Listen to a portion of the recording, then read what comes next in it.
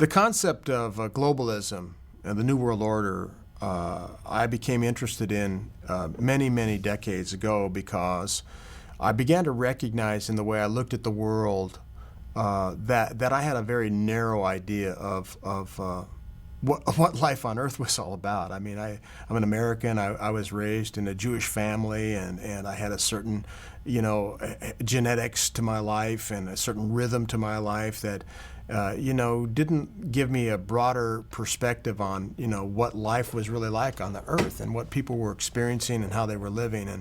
And then I, started studying for years, in the Old Testament, which was my tradition, my scriptural tradition, if you will. And then I became interested in the New Testament, and I began to see that was just the New Testament was a continuation of the Old Testament. There wasn't, the Jews believe in the Old Testament and the Christians believe in this. This is one revelation, and in that I saw this connectivity between the prophets of old and the prophets of new, and they were saying the same thing. And I began to see how small my thinking was, and my mind started expanding, and I began to look at things that were never taught that mystified me, and I began to look into these matters and started becoming a really interested person in deep things. And as I studied those things and began to de-encrypt over many, many years, prophetic writings, I began to see there was something about a sinister force that was moving the world towards a totalitarianism that started long ago. And I became more engrossed in it and began to study the nuances and all the details of it. And that's why I wrote my book. That's why I've done my films. And my life is pretty much geared to helping people, open their eyes to what I've learned. And so I'm about educating people and helping them see beyond their nose and having, instead of a nearsightedness, having a farsightedness. So I guess you could say I'm a spiritual eye doctor, and I'm trying to open up people to see what I've seen and even question what I've been seeing by their own research, just trying to expand people's minds by knowledge. And that's why I got into studying globalism and this whole matter that's expressed in not only the Old Testament but also in the New.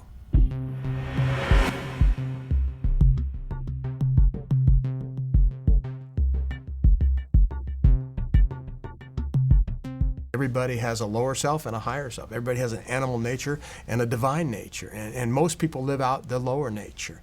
And that's unfortunate, We want to elevate people. We want people to transcend their lower nature and be in tune with their higher nature. And I think Jesus said it the best. He said, if my kingdom were of this world, then I'd call my servants to fight. And he was talking about angels. So the opposite of that is his kingdom isn't of this world, and that's why he said, my kingdom is within. And that's where we have to learn to go. And if you do that, then you don't need to fear the New World Order. You don't need to fear even if you're thrown in jail, because you have a communion with your higher self, which is Christ in you. And that's what we're trying to alert people to and help them connect with, so they can be in the alignment of who they really are. The world's suffering an identity crisis, and people are looking for leadership here and leadership there, but they need to be led by their inner self and not by, dictatorial monarchs or Mussolini or Hitlerian type of leaders or anybody. They need to be in contact with their higher self. And so it's a spiritual thing we're talking about here. That the answer is a spiritual reality, not a political reality. And it's always been a spiritual reality and not a political reality. But we get so caught up because we're in these human bodies that are wired to the world that we get deceived by our own physical lower self. So ultimately, we want to help people connect with who they truly are inside and help them grow in who that person is. And that's the answer to dealing with the New World Order or the beast or anything. It's really, I don't really care that much about it, because it cannot imprison me. It cannot hinder me. It can't affect me. I won't let it, because I'm searching to find and be in contact with who I truly am on the inside.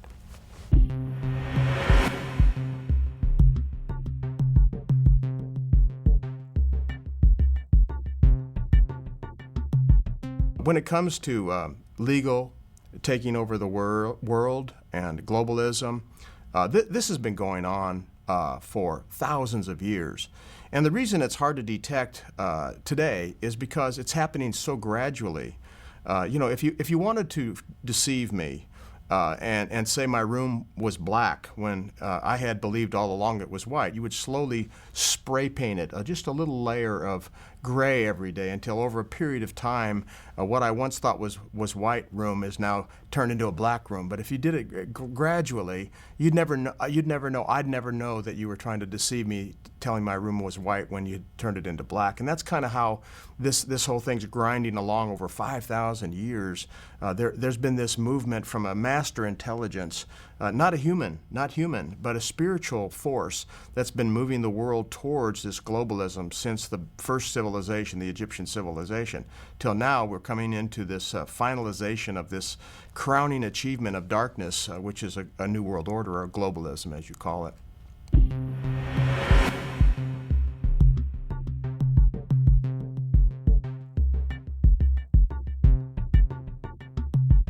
I look at it from the standpoint of apocalyptic literature. That's kind of my expertise. And in the book of Revelation, the apocalyptic book of Revelation, there are these images that are symbolisms that represent codes. And these codes explain this whole phenomena of how darkness, the spiritual darknesses of the world have been pushing the nations and the empires towards this conclusion, this crowning achievement of darkness. And they're called beasts. And this first beast in Revelation is talked about as this amazing animal that comes up out of the sea, which is it's all symbolism and metaphor. Hard for people to understand and break it down, but it's taken years to understand it, many, many years. And the idea of it is to conquer the earth, to bring the world under the rulership of one person. And there have been people that have tried this. I mean, you can go back in history to the pharaohs, and you can look at Nebuchadnezzar of Babylon, a king of the world. You can look at Alexander the Great that conquered the known world when he was 33 years old. There's always been this thing going on where one man is trying to gain control and mastery of the planet. The Caesars, and through time, up until the 1600s, when the master genius Adam Weishaupt, who created the Illuminati, was trying to do the same thing. Hitler, another one.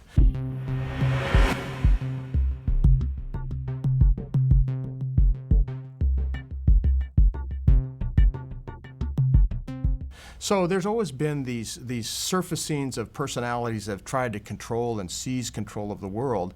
But of course, it's never been fully accomplished. Now, this whole political intrigue and laws that have been created to kind of dismantle the nation-state system is what we're watching today. And you don't really have to look too far to see it. If you're caught up in the Western world and we're trapped by our cultural appetites, we can be distracted from seeing it. But if you look, you can see the footprints of this thing, and you can look all the way back in time and see how it's moved forward to our present time, and you can almost, I guess you could say it's a subjective extrapolation, but you can almost see where it's going. So there has been this move to conquer the world, the eradication of the nation states, and bring the world into a one-world government, a one-world economic system, and a one-world political system since time began, at least since man's been on the earth. And now, 6,000 years later, now with the sophistication of technologies, it's becoming more and more prolific. And I don't think we're too far off from something very monumental taking place where the world is totally globalized.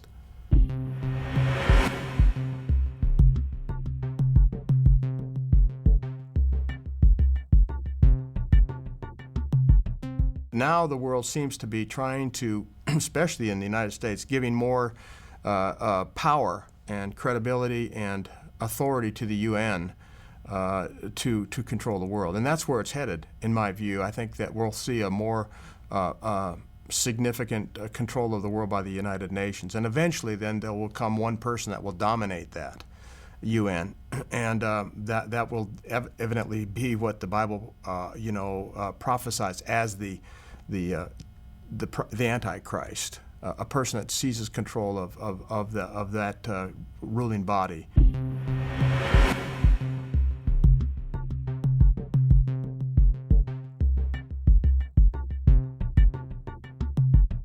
The people that really carried the spiritual, energy to start this country were the Puritans, and they wanted to break away from the king and the emergence of the church with the state, and they didn't want to be controlled. They wanted to be told how to worship, and they wanted freedom to do what they wanted to do. And so they broke out of the grip of the British Empire in the 1700s, and they came here and they set up a country where they would have the freedom, a republic, which means an open system, so all of the people would know what was going on, and that there wouldn't be one man ruling.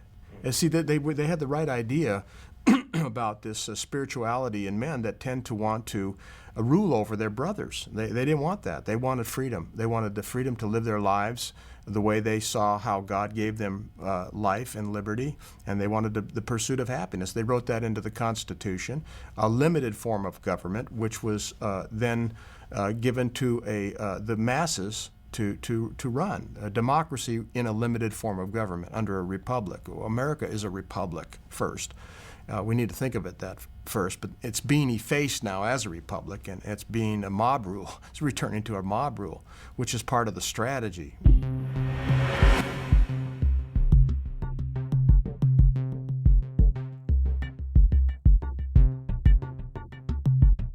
Is there some kind of political agenda going on for the movement towards a bigger picture, which is globalization? And this whole concept of globalization has been the whole push for thousands of years. It's been prophesied in the Bible, as I was saying, in the book of Revelation, when we see these beasts coming up, one's coming up out of the sea, another one's coming up out of the land. And these are symbolisms that express a code that exists in an unseen world that's now being imposed in our world. And it's very spiritual and very fascinating and also very scary at the same time. So when you see these beasts coming up out of the sea, which is this beast that was seen by the ancient prophet Daniel and now 600 years later by the Apostle John, they talk about these beasts as this threading of empire after empire, each empire succeeding over long periods of time to this final empire that would emerge at the end of the age, not the end of the world, but the end of a certain age, coming to some kind of climactic point in human history where something's changing. And this has been the move for thousands of years, and it's explained in the book of Revelation. But the average person would look at that and just say it's like a Rorschach in-block idea, but it takes a lot of work to de-encrypt that, decode it, and explain it in earthly terms so that we can really see it unfolding before our eyes.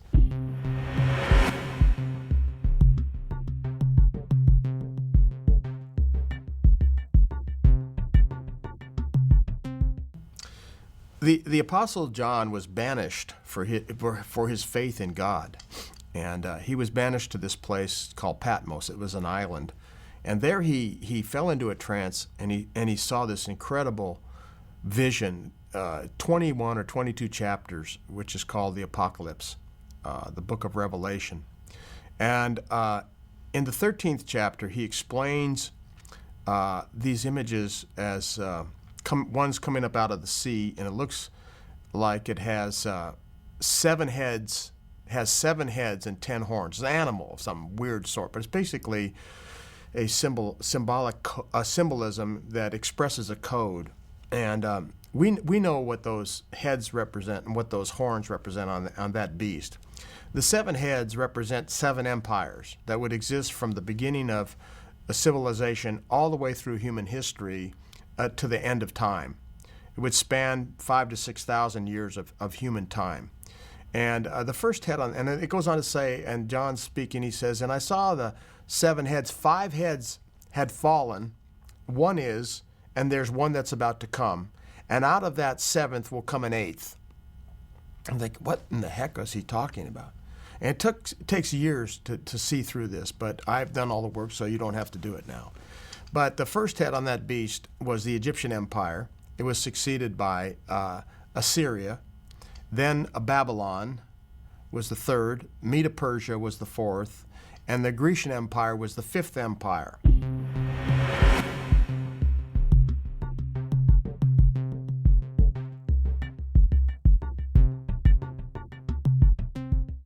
Now, when John was receiving this vision, those empires had already ceased from being. So 5 have fallen; they're gone. One is. Well, John wrote this during the time of the Roman Empire.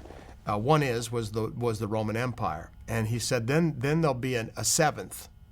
Now, the Christian world believes that the seventh head is the Antichrist, but it doesn't make any sense contextually to make the seventh head a man when all the succeeding heads were empires. So the seventh empire that would come after the sixth, there's only been one empire that's been global since the Roman Empire, and that's the British Empire. And it was the largest empire the world's ever known. And it was, the sun never set on the seventh head. And that head began to emerge around the 1600s when the Bank of England was formed, and then continued to gain more and more power until the 1800s. At the Battle of Waterloo, it pretty much sealed the deal for the British Empire being in control of the world, and it lasted for at least 100 years. And then it says there when John's looking at this thing, and he saw a great sword slay the seventh head. And again, the Christians, they believed it was John F. Kennedy when he shot in the head because they believe, it's a man, but it's actually the slaying of an empire. And that empire was slain by World War I and World War II, which ostensibly were just one war with a kind of a halftime.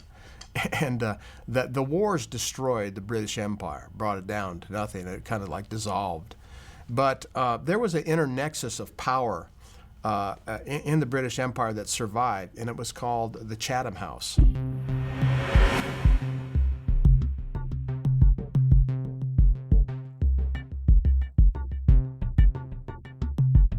And the Chatham House needs to really be scrutinized because these people were geniuses. These people had an army that pretty much conquered China and India. And they never went away, and it was the Chatham House people that were conspiring to seize back control of these wild Americans, these Puritans, and these people that broke free from the grip of the British Empire and that set up this experiment called America, and it was that inner nexus. And the people that were involved in it. There's amazing people involved in the Chatham House historically. We don't have time to go into all these people, but certainly bankers were involved in it.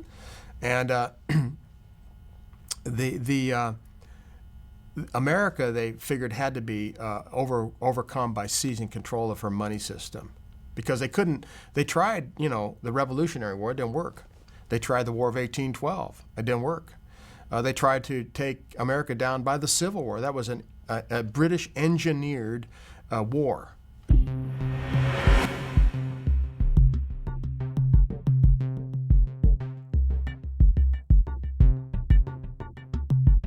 America doesn't understand the Civil War in that light, but these people were British that were behind that, and they fomented this war. So the British couldn't defeat us through all these wars from the outside. Then they tried an internal war, the Civil War, and finally they realized that they're going to have to do it kind of like the way the Persians snuck into Babylon and under the city gates through the river. They had to come in secretly and to try to take over our money system, and they succeeded in doing that in 1913 because the Federal Reserve System is really based upon the Bank of England model. In fact, most central banks of all countries are a kind of like the way the pyramids were built in Egypt, modeled after the Great Pyramid, and so they're kind of like clones of the British banking system, and they're pretty much orchestrated together when a move is made to support the dollar. It's a global move to support the dollar. The selling of gold is all orchestrated. All these markets are controlled by powerful, brilliant people. And so finally in 1913, they seized control of our banking system, even though it's called the Federal Reserve. Those are names that are just, deceptive names. It's not federal and not a reserve. And even though the president's involved in some of the decisions about who would manage the Federal Reserve, still it has to be okayed by some inner nexus of people that want to stay in control.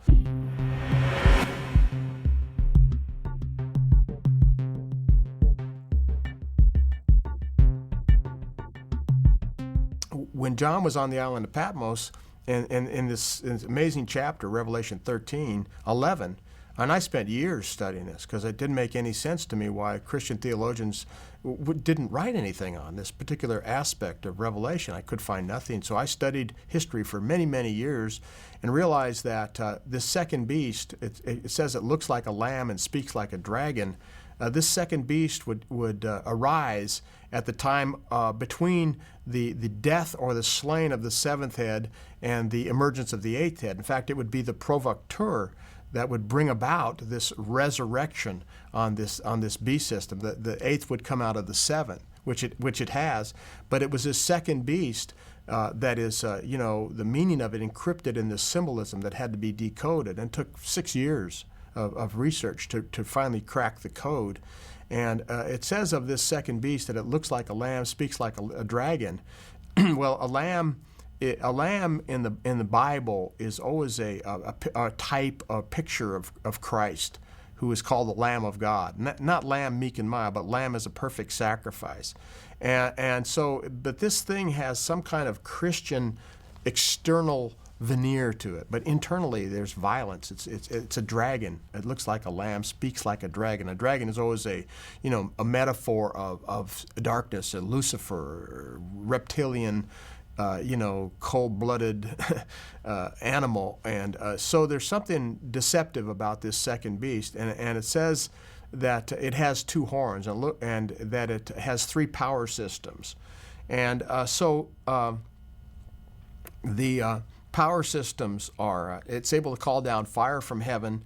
It has this capacity to create an image of the first beast, which is the symbolism, and that it gives it life, that it speaks, and the whole world worships it, bows down to it.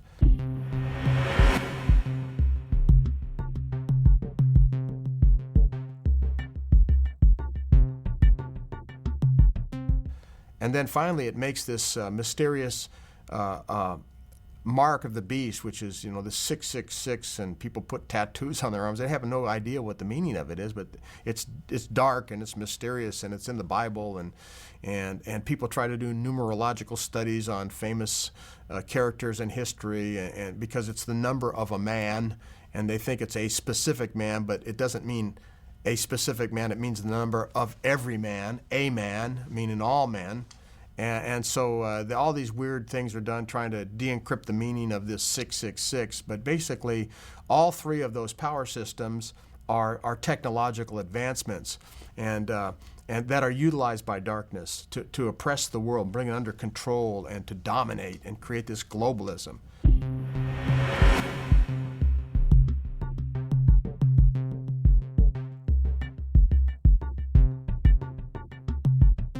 This is talking about military high tech, which developed, around the turn of the 1900s with the Wright brothers. And immediately, when the flight was mastered by understanding the Bernoulli's curve on a wing, it turned into a weapon of warfare. And now, the sophistication of military high tech and the high ground of unmanned planes now, and smart bombs and laser-guided missiles and shooting around corners with guns, and just the things that, there's so many things that we don't even understand that are 50 years ahead of where we know. I mean, the stealth fighter, we didn't even know about, was in existence for 10 years before it was introduced into the first Gulf War. So there's a lot of things kept in secret we don't even know about that are sophisticated developments technologically with regard to military high ground, which is the air, the heavens. And of course, we've seen bombs dropped on Japan, and we've heard about the carpet bombing in Vietnam and what happened in Europe in the First World War. And so it's not hard to figure out this fire from heaven is military high tech. And this second beast, called the false prophet, has that power, military high tech. Secondly, he makes an image. The word is not idol, it's the word icon. And it means a likeness, not a vis-a-vis likeness, but a similitude. And he makes a likeness of this first beast. And the first beast, of course, is this symbolic representation of all these nations from the beginning of the Egyptian Empire all the way to the end. And so you're going, what the heck could this icon look like, you know? And obviously it's something technological that is a representation of the mores, the folkways, and the culture.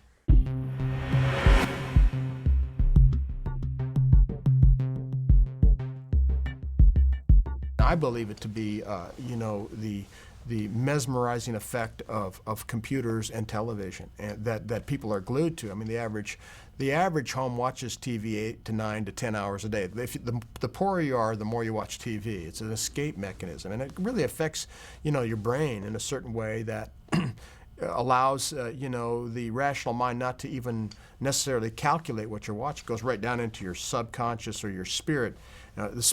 Our spirits are contained right in our solar plexus, and we don't understand the human makeup that well. But that's where your spiritual reality is, and that's why people say, "Well, what is your gut telling you?" It's because that's where your subconscious is housed. So TV actually goes right into your subconscious, and it is shaping a world citizenry quite well.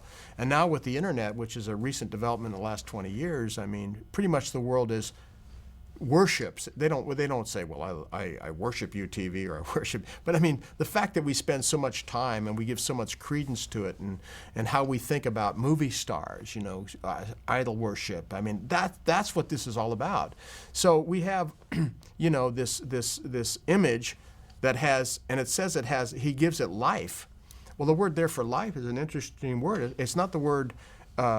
There's several words for life in the Bible. One is the word zoe, which we get zoo from, and that's animate life. This is the word pneuma, and pneuma means wind, and so it has spiritual life. Well, who can doubt that there isn't spiritual life in this image that we all watch every day? So it's pretty clear that this is a technological marvel that's in the hands and the power of this second beast called the false prophet to manipulate, to create this world culture.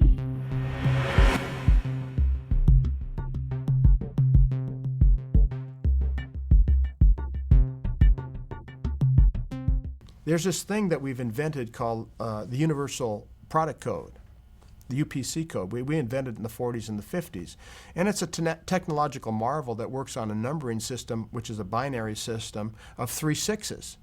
Those are the barcodes that manage all the data information contained in a barcode. But you know what? We have now developed to such a degree, we have radio frequency identification. We actually can broadcast from those things that you see on your packages a radio wave. So we can actually go to within the next few years, we'll be able to go to the supermarket, and they won't have to scan our package anymore in a logarithmic chain of information. They'll be able to pick up those codes that are being broadcasted from those packages through the UPC code to a computer where you'll stand in line, it'll just be done automatically, and then there'll be electronic funds transfer. You won't even use money anymore. It's all based upon the barcode that now is developed to RFID.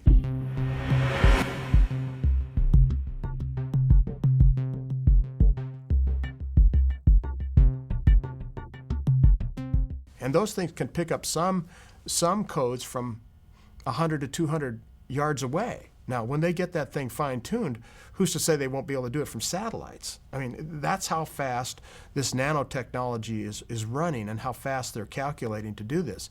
All it's going to take is some kind of terrorist attack where people would be willing to have an ID system where everybody is trackable and all money will be electronic and not cash. How much cash do you use anymore anyway? Everybody uses credit cards anyway. I don't use cash anymore. I use my credit card. Eventually, there won't even be the need for credit cards. Everything will be radio frequency identification, broadcasted barcodes, and we'll have the end of money as we know it. And that's what we've been watching in the deterioration and the destruction of the fiat money system worldwide.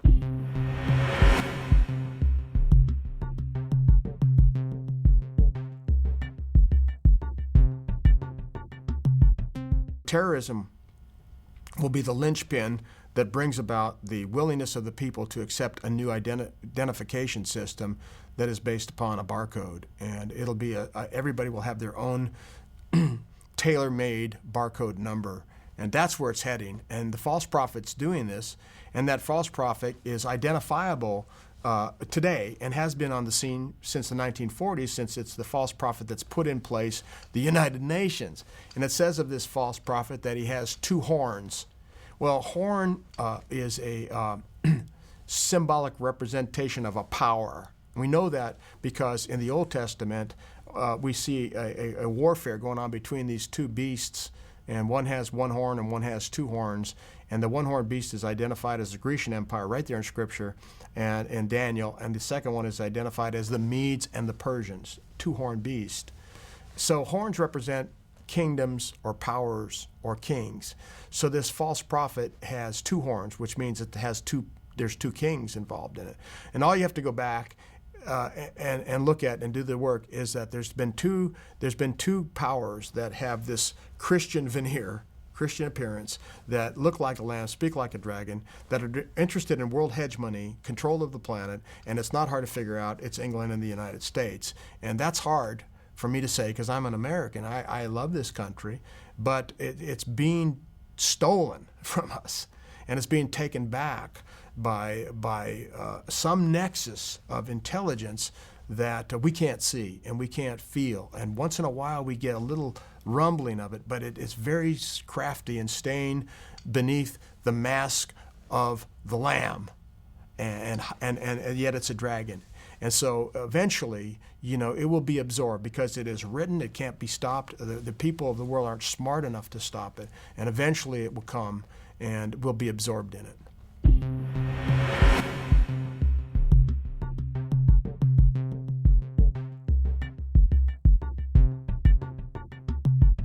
The powers that be that have seized control of England and the United States are using technological advancements and have been for 60 to 70 years, and we haven't really detected it. Unless you study back through the history of television, you really wouldn't be able to see it, how it started. It started out pretty benign. It's become more and more, sinister and violent and immoral. And that's part of the strategy, is to destroy our morality, because then we can be conquered easily. But they have been in power for a long time, these technological marvels. A military high tech. When I say military high tech, I'm talking about the capacity to bring down fire from space or even the atmospheric air we breathe. That's obviously in the hands of these two power systems. A world that's controlled by the media being today movies, television, computer technology. This is the imagery that's being used to create mindsets and mind circuits that are, fundamentally the same globally, where everybody's thinking the same, believing the same, having the same values, same mores, same folkways, same acceptance. This is a propaganda program to control the world. All of that technology is being used to suppress the freedom of thought, creativity that elevates the human race. Everything seems to be dumbing down and minimizing people's ability to think freely. And the third thing will be, and has been, and is moving towards a debasing of money as we've known it, moving towards not a fiat currency, but electronic currency that cannot be counterfeited. It's basically, you can see how it's developed. You can add to a bank money just by pressing a button, and they can have millions of dollars and as electronic notations in their ledger. So money can be created out of thin air just by electronic manipulation. So those three systems, military high tech, a world technological system that allows for the propagandizing, we see how effectively Hitler was. Now it's global, and bringing about a world government. And three, a world identification and money system based upon the UPC code that is now advanced to radio frequency identification, a transmitting of data which is basically encrypted in a UPC code now as a radio wave that can be picked up by scanners. This technology is here now.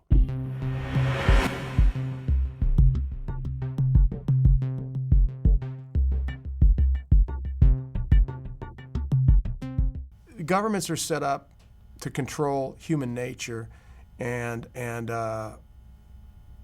sometimes they're very oppressive, like in the Muslim states. They're very women's rights. They don't exist. It's really sad, but the ideal for us is to transcend our human nature and become more like the nature of God, who is love, who is kind, who is forgiving, and that you can't impose on. People have to choose that, and the free will of man is something that cannot be violated even by God. He set himself to restrict himself to allowing humans to have freedom of choice, and that's an awesome thing. And people have to just choose what they're going to believe or not believe, and so governments have to control a certain amount of the evil side of man, and unfortunately, God leaves us the freedom of choice. Unfortunately, nations sometimes, or governments sometimes, impose their will on man's free will, and in that way they're anti-Christ. And in the global sense of it, we're going to lose a lot of freedom to choose. Because the global world government in its ultimate form will demand the way we think and the way we choose, that'll be the Antichrist system. That's what's coming.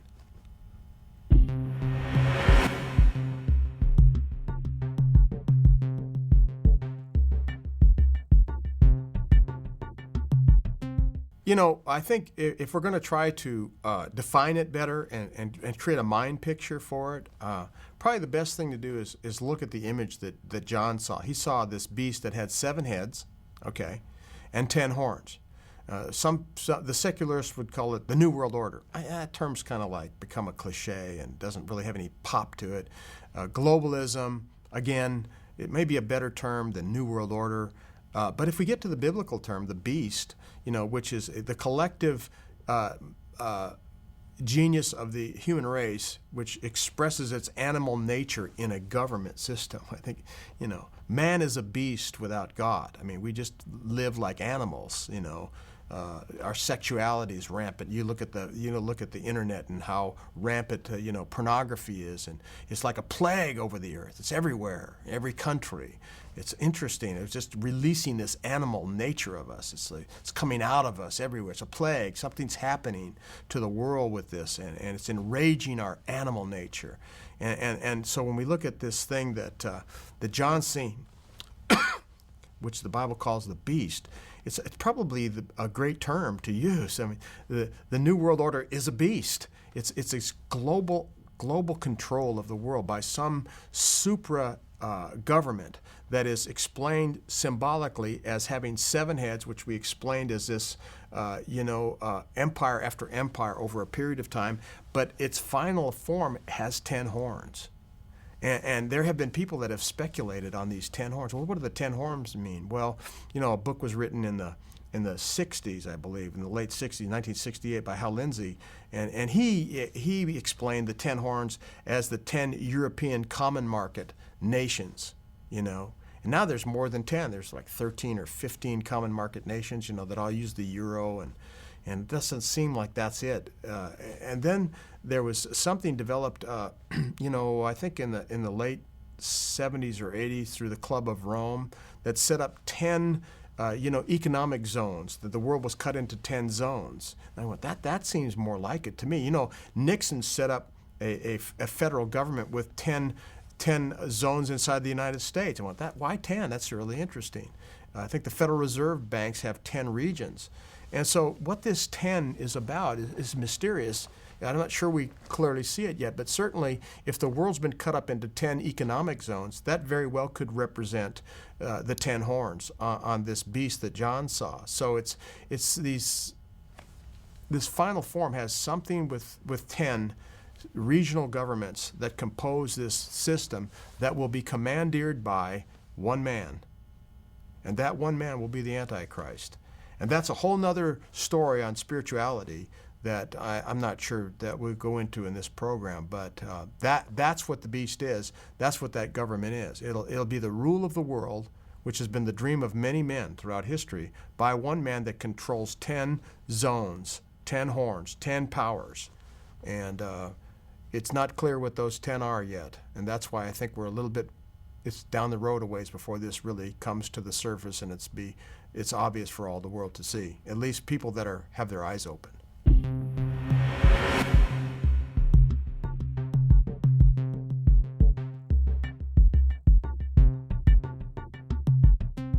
There's indications in the Bible that it's going to be a time like the world's never seen. It's hard to imagine. How could anything be worse than World War II in Europe? I mean, man, that was a terrible time. But there are indications in the Scripture that there will be a time that comes like that when all hell breaks loose on the planet. The Christians think, we don't have to worry about that. We'll be out of here, and that's a debatable, doctrine. It's very much up for grabs, and the only way you can really resist this, because it's written, it's going to happen, we can slow it down to some degree, but it's like a giant ship out at sea that takes 50 miles to turn, and it's been going on for 5,000 years. It's like a big, huge iceberg. I mean, how do you stop this? And the answer is you can't, but you can maybe slow it a little bit by shedding light on it, and that gives us more time. But it's inevitable. It's inevitable because the real answer for this is for people to be converted to God's the way God is, and people choose not. They can choose not to do that, and so the will of mankind will never be violated, ever, because God gave it to man to choose. So it's inevitable because the human race isn't going to. I don't think it's going to turn around and all become followers of Jesus very soon. So this darkness is coming as a result of our failure to see the light, and so the darkness will come. What proportions it takes and how it's going to manifest in terms of bigger wars or greater atrocities than what we've seen in Uganda when Idi Amin's terrible rule was there, or the cutting off of arms and legs that we see in Africa by people that are trying to control African states that are just terrible. The abominations of world slavery and the trafficking of prostitutes for money. I mean, those are pretty terrible things, but it says there'll be even a greater darkness. I mean, to me, those are things that I don't stop and think about every day, but when I do stop and think about them, it's just disgusting. It's awful. So to think of it being worse than that, we live in kind of a bubble in the United States. I've been all over the world, and we have it pretty good here. And so we don't like to think in terms of those kind of negativities. I don't dwell on it, but the fact that there is a darkness coming is indisputable according to the Bible.